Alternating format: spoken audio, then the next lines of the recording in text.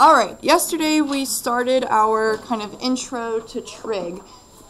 By the way, okay, I hope we're not too cold in here. I need to leave the windows open in the morning. That way my afternoon classes don't die of heat. So at least for the time being, it might be a little bit colder in here than normal. Just bring a jacket or a blanket or something in case you need it. Okay, but unfortunately I have to leave those windows open for my afternoon classes.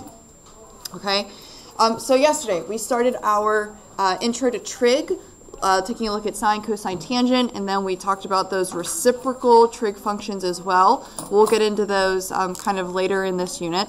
But we ended off yesterday using trig to help us solve triangles, aka figuring out every single angle and every single side. So we're going to take a look at the last one today just kind of as a refresher. Good morning. Anything for the office this morning? I think we're good. Thank you. You too.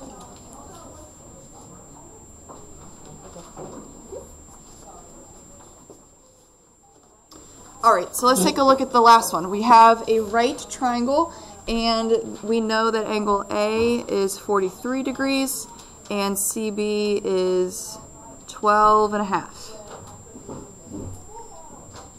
We got to figure out every single angle and every single side. So where do you want to start? Is there something that might be really easy for us to determine immediately, kind of right off the bat with the information we know?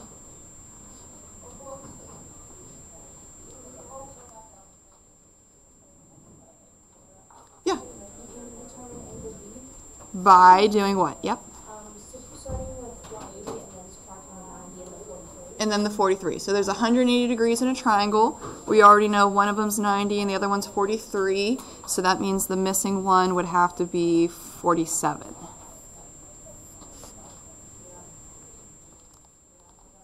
All right. So now we know every single angle. So far, so good.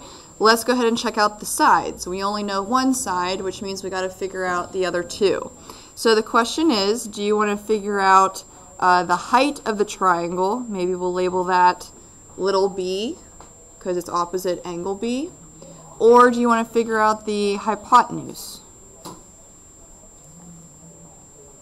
It doesn't matter which one because we'll eventually have to figure both of them out anyway. What are you going to try, Maddie?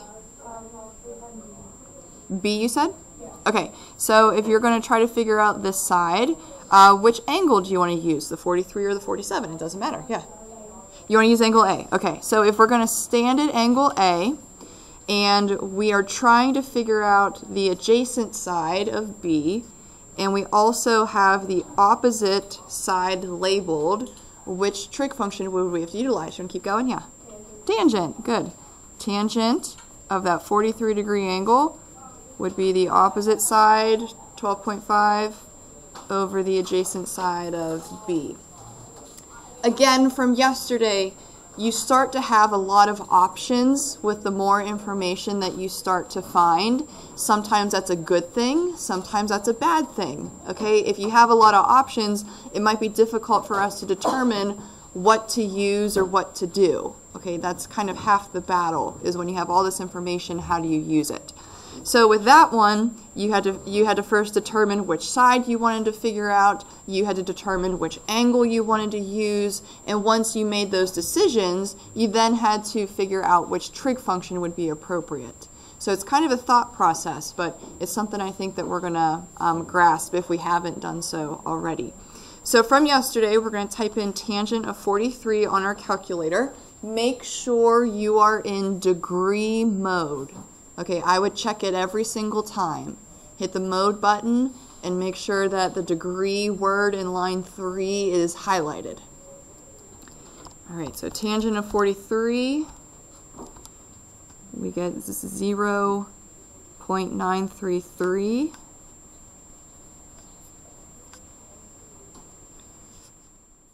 We can multiply that b over and then divide by the decimal.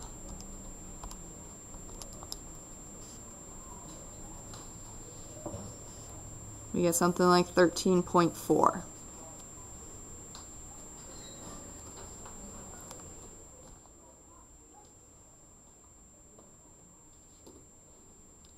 right, so we have one more side to figure out, that hypotenuse.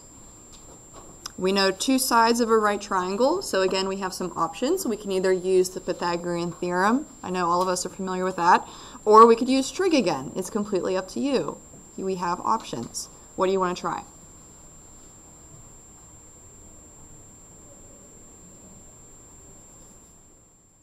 Do we have a preference, trig over Pythagorean theorem? Yeah? We do trig with sine. Okay, so which angle do you want to choose, the 43 or the 47? 43. 43, okay, so if we're going to stand at 43, we can use sine or cosine, because if you think about that phrase SOHCAHTOA, sine and cosine are the only ones that help you use or find the hypotenuse. They have the h in them. So we could use either one, because we know the opposite side and we just figured out the adjacent. So maybe we'll use sine. Sine of 43 would be the opposite side, 12.5, over the hypotenuse of C. So on our calculator, sine of 43, we get 0.682. Multiply the C over, and then divide the decimal. We get 18.3, we'll say. If you used cosine, okay, cosine of 43 would have been the 13.4 over C. You still would have got the same result. If you use the Pythagorean theorem, a squared plus b squared equals c squared, you would have gotten the same result. Okay, again, you have options. Half the battle is trying to determine which path or option you want to choose. Are we doing okay from yesterday with our trig? Think about SOHCAHTOA. All right. We're going to do more with trig today, but this time we're going to take a look at oblique triangles. Okay, yesterday we were always looking at a right triangle. An oblique triangle is a non-right triangle. So if we have a right triangle, we can simply use sine, cosine, and tangent ratios to help us solve, like we just did in the last example. But for non-right triangles, trig is used a little bit differently. We can't use simple sine, cosine, tangent because if you think about the phrase again, SOHCAHTOA, you have that hypotenuse in there. And the hypotenuse is only found on a right triangle. So you can't use simple trig. Okay, we're still going to use trig, just not in the same capacity. So we're going to first talk about the area of these oblique triangles. Can we think about, back to geometry, the general equation to find the area of a triangle? Do we remember that? Yeah. Half times base times height. All right, so area equals 1/2 times the base times the height. Let's go ahead and apply that area formula for a triangle to this oblique triangle that we have here. Okay, clearly it's not a right triangle. We can turn it into two right triangles though if we were to draw a perpendicular line down. Notice how that creates two right triangles. We have the left one and the right one, but the overall triangle itself, the bigger one, is an oblique triangle, a non-right triangle. So in this overall triangle, we could probably label the area formula as 1/2. The base of this triangle we could label as A. And the height of the triangle, okay, from the base to the very tippy top, the highest point, we could label as that H. Okay, so that's specifically for this triangle here. Let's say we know some information about this triangle. Side B is 9 units, side A is 17, and angle C is 67 degrees.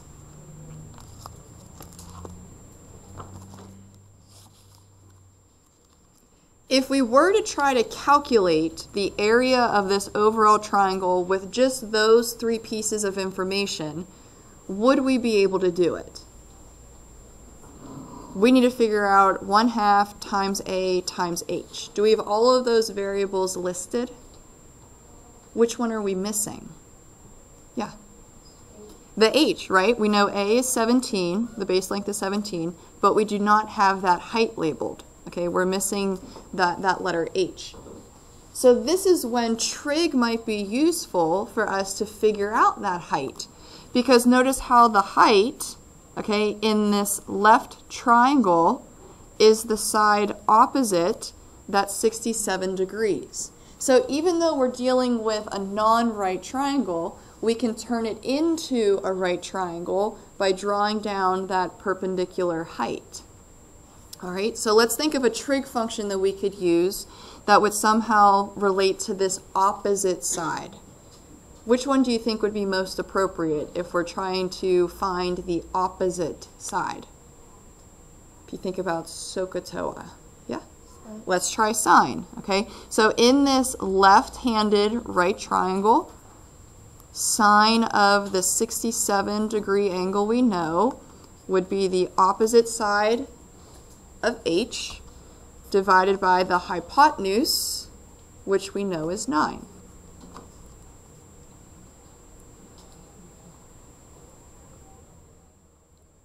All right, can we solve for H? We would just have to multiply the 9 over, right? So we would need 9 times sine of 67. Can we find that on our calculator?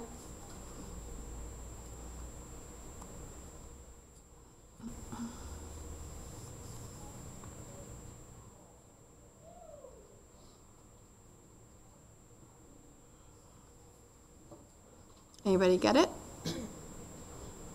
Yeah? 8.3. 8.3? Okay, I'll take it. Sounds good.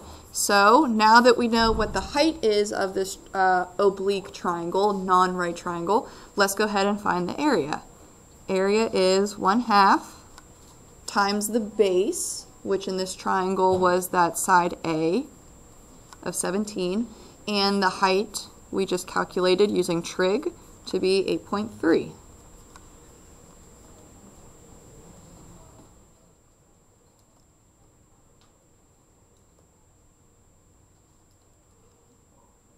Can we get our area?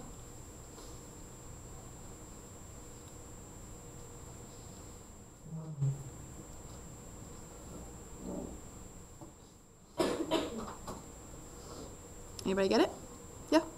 70.423. 423? That's fine. Something close to that, depending on how you round, is perfectly fine. I like it. All right, so what we're going to do is kind of generalize this process that we just did to help us find the area of an oblique triangle. What if you don't know what the height is? Or what if you don't know what the base is? We can utilize trig to help us figure out those missing pieces.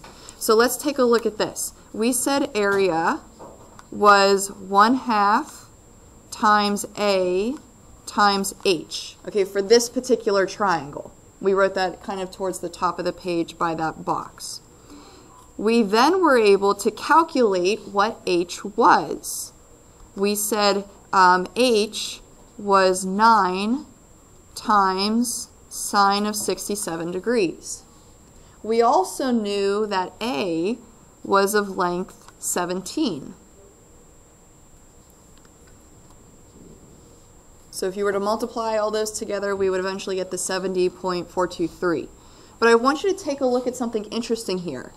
Where do the numbers 17, 9, and 67 degrees show up in the triangle at the top? Can you describe where they're located in relation to each other?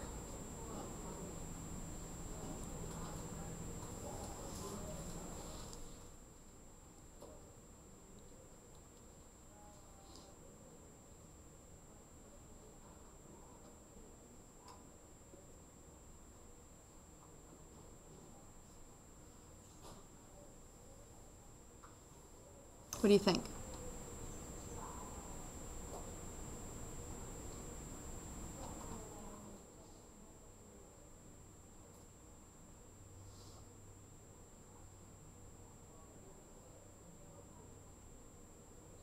What's special about the side length of 9, the side length of 17, and that angle of 67? What do you think? Yeah. It's basically side angle side. Remember your kind of congruence relationships from geometry? You had side angle side, side side side, angle side angle, all those different categories of how triangles can be labeled or identified. This is an example of side angle side. You know a side, or you know two sides rather, and the angle in between them. So take a look at this. We can figure out the area of any triangle, okay, specifically in this case oblique, by taking 1/2 times, we'll say, the product of two adjacent sides, okay, meaning the sides are next to each other, okay, they form an angle. And then we would then have to multiply by the sine of the angle they form. So if we have a side length of 9 and a side length of 17, and they're connected together, aka they're adjacent, the angle that they form is what we have to take the sine trig ratio or trig value of. Okay, it's kind of like that side angle side relationship.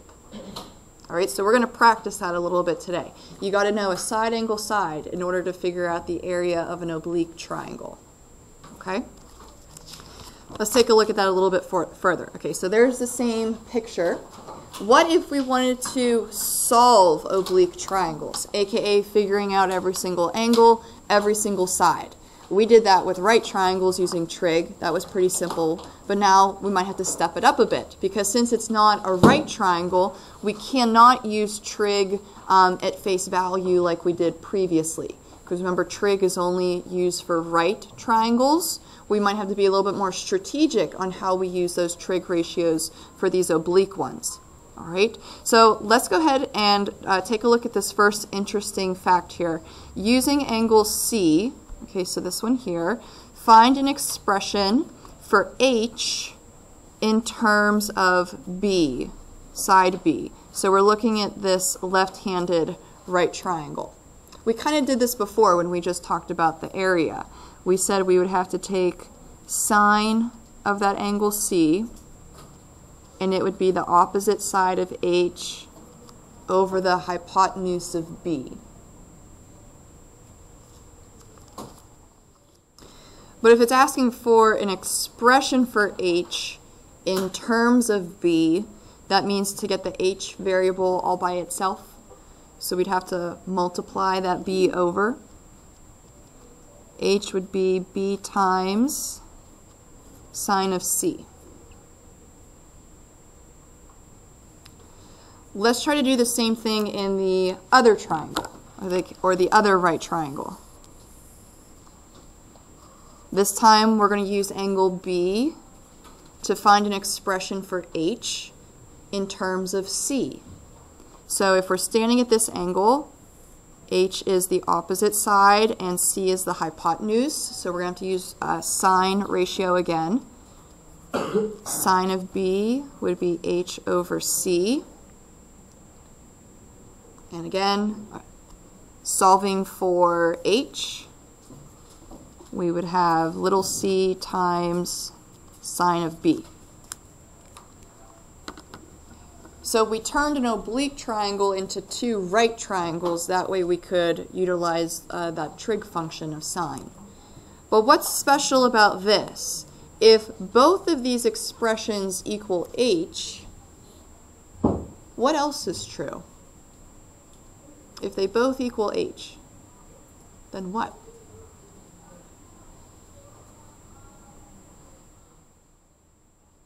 Yeah?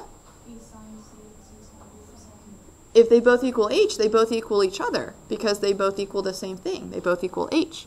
So we can say b times sine of c equals c times sine of b. Now we're going to rewrite this a little bit, okay? What I'm going to do is I'm going to divide the little b to the other side, and very similarly, I'm going to divide the little c to the other side, kind of creating a fraction. So that would look like sine of big C over little c would equal sine of big B over little b. I'm basically getting all the c's on one side and the b's on the other. All right. This is what's called the law of sines. Notice how we're utilizing that trig function of sine in this case. So what we have here is a way for us to figure out either an angle or a side length, provided we know some information in this oblique triangle. So we can't just use regular sine, cosine, and tangent like we did for right triangles. We're going to have to utilize the law of sines to help us with this oblique triangle. So in this little box, we'll go ahead and write this down. We can have sine of c over little c would equal sine of b over little b. And we can extend this law of sines that we just discovered to probably angle A. We could say sine of angle A over little a would follow the same suit. Okay, or the same pattern. So let's take a look at how we can utilize this law of sines, okay, in this particular example. Let's say we have a triangle. We'll go ahead and draw a picture just to get a visual. We have A, B, and C. We know angle B is 130 degrees. Little c is 11. So remember, little c would be opposite angle C. So that's over here. And little b is 15. So that's opposite the angle B. Solve the triangle, okay, finding all of those other measurements. So notice how this is not a right triangle, okay, because we have 130 degrees. There's no way it could be right.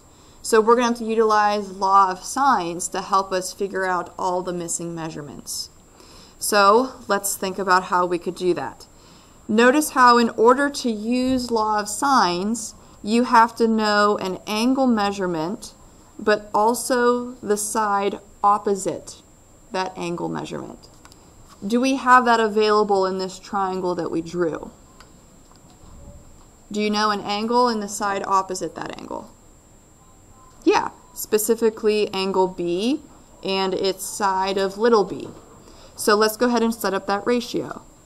Sine of 130 divided by 15, and that's going to equal another ratio, okay? Do we know another side length, and which angle is it opposite? Yeah. You know 11 Yep. is opposite of the angle C. Okay, so on our other side of the equal sign, this other ratio or proportion we can write would be that side 11 is opposite that angle C. But we don't know what C is. So utilizing this law of sines, setting up these ratios or proportions to each other, we could figure out what C is, because it's just a variable in an equation, just like anything else we're used to doing in math class. So let's go ahead and try this. On our calculator, let's type in sine of 130, and then we'll divide it by 15.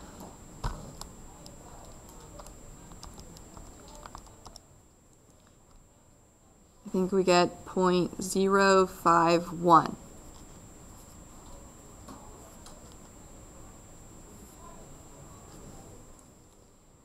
Let's go ahead and multiply the 11 over. That way we can get rid of that fraction. So we'd have 0.562 perhaps.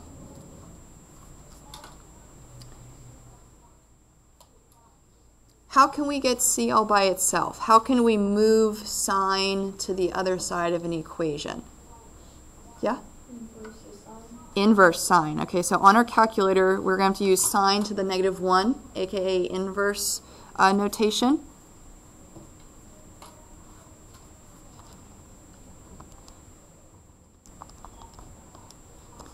And I think you get 34.2.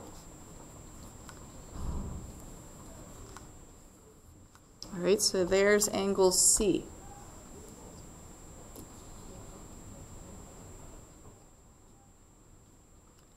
So we're trying to figure out every single angle and every single side. Can we figure out, let's see, we have a missing angle. We still got to figure out angle A. And we still got to figure out side A, or little a. Can we figure out either one of those?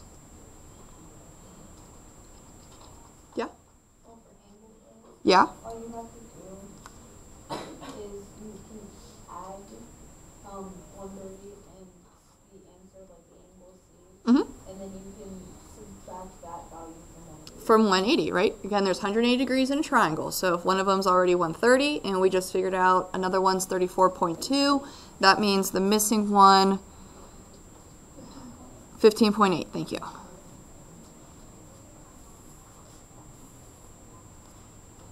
All right, so maybe as we go through this, we'll start to label these in here.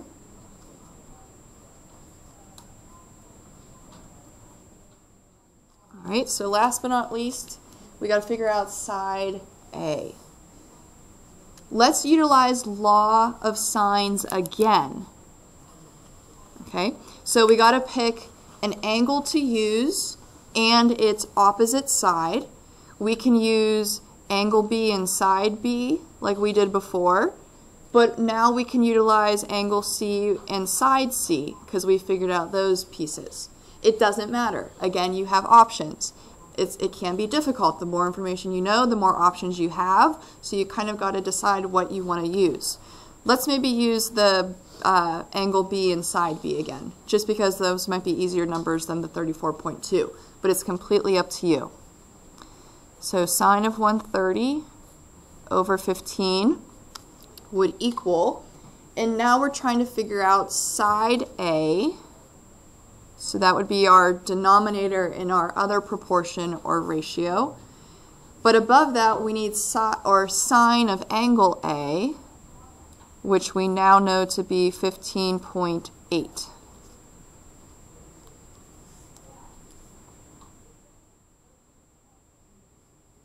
All right, so let's do some calculator work. Sine of 130 divided by 15. I think we already did that. We said it was 0.051.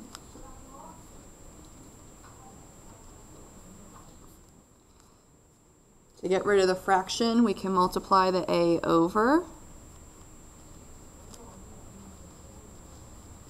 Maybe you want to type in sine of 15.8 on your calculator. And then we'll have to divide the 0.051 over.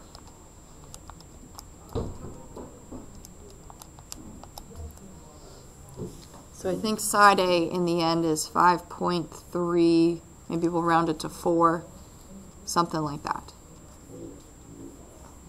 All right, so regular trig, like sine, cosine, and tangent, can be used for right triangles, but if you don't have a right triangle, we're going to have to utilize this law of sines, setting up proportions between the angle measurement and its opposite angle, or opposite side rather. Let's practice area just for a second. Now that we know every single piece in this oblique triangle, let's try to figure out its area. So like we said before, area was 1/2, and then we need that side angle side relationship, and we're multiplying everything together. So we have options. Again, it might be a little difficult because we have so many options, but you got to make a decision. We need to pick two sides that are next to each other and use the angle in between them. So which two sides do you want to pick? Completely up to you.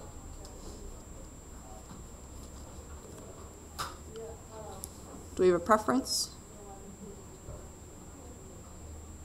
Go, Tori. Should it be 11 and 15? Let's do that.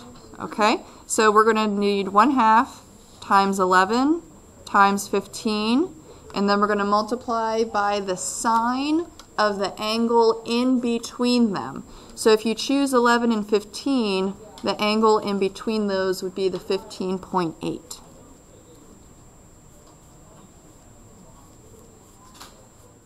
All right, again, it's just some calculator work. We're going to type all of that in.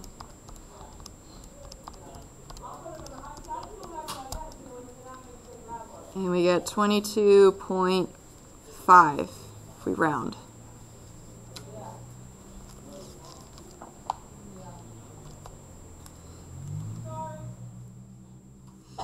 Bless you.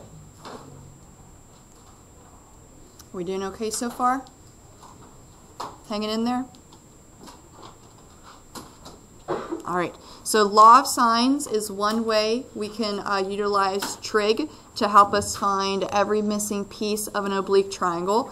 But unfortunately, we might not always have the information needed to use that law of sines. Okay, we said in order to apply that law of sines, you have to know an angle and its opposite side. Let's go ahead and write that down. We must know an angle and its opposite side. But if you think about like side, angle, side, side, side, side, angle, all those different ways you can label a triangle, we might not always have this information. For instance, if we had all the sides known to us, would we be able to use law of sines? Do we know an angle and its opposite side? Unfortunately not, because if you know all the sides, that means you don't know an angle, right? It's side, side, side. What if we knew all the angles? Would we be able to use law of sines? No, because we know an angle in this case, but we don't know its opposite side. What if we knew side, angle, side? Do we know an angle and its opposite side? Let's see, this is the angle we know, but do we know the opposite side? Do we have that labeled? Unfortunately not. Okay, we just know the adjacent sides. So it depends on which pieces of information we know. If we cannot use the law of sines, this is when we're going to use the law of cosines. Okay, a different formula or setup to help us figure out any missing piece of a triangle. Now, we're not necessarily going to derive these like we did the law of sines because they're a little bit more complicated, but I think you're going to see a pattern as we go through them. So just like we had, if I reference over here, notice how we had 3 setups for the law of sines, one with angle C, one with angle B, and one with angle A. We're going to have 3 setups again for these law of cosines. So I'm going to write them down just so you have them, but then we'll talk about them a little bit. Okay? Our first one, it's going to kind of look like the Pythagorean theorem a little bit too, which is good for us because we know what that is. A squared equals B squared plus C squared minus 2BC times the cosine of A. I wasn't lying when I said they're kind of complicated, right? Let's see if we can think about what the other 2 equations would look like. If I wanted this to be B squared, do you think you can fill in what the other side would look like? Take a look at the first equation, try to see a pattern. Can we fill in, if we were to change it from an A squared to a B squared, what the rest of that law of cosines would look like?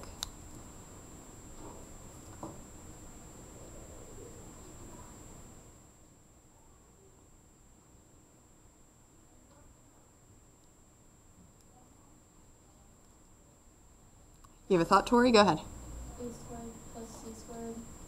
Uh-huh. 2AC. Yep. Times cosine of B. Perfect. Okay. Notice how whatever side, remember the little letters are representing sides, the big letters are angles. Whatever side you're using on the left-hand side of the equal sign, the other two sides are used in the law of cosines. And whatever side you have on the left, that's the angle you have for cosine. A little setup there. Let's see if we can figure out the third one. So the last option would be c squared. So that means the other two sides are A and B. And if I'm using c squared on the left, that means I need angle c for the cosine function. Do we see that little pattern? Okay, so it's not, I know they look weird and they look complicated and there's 3 of them, which might be a little bit overwhelming, but notice how they follow a pattern. So if you technically know one of them, you know all of them, if you can apply that pattern. Okay, we're going to stop there for today, and we're going to utilize these law of cosines to help us with just some examples tomorrow. Okay?